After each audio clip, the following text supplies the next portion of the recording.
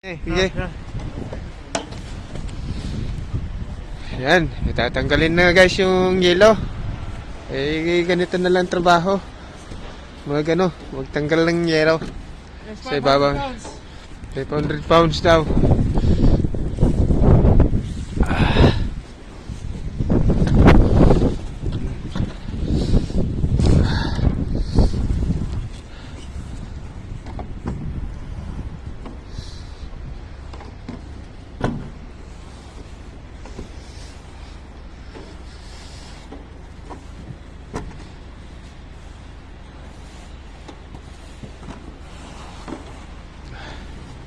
Tanggalin yung yelo kasi maka-aksidente pagka hindi tanggalin pag tumakbo sa kalsada.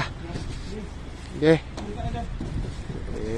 Kaya kailangan na para makaiwas bayad.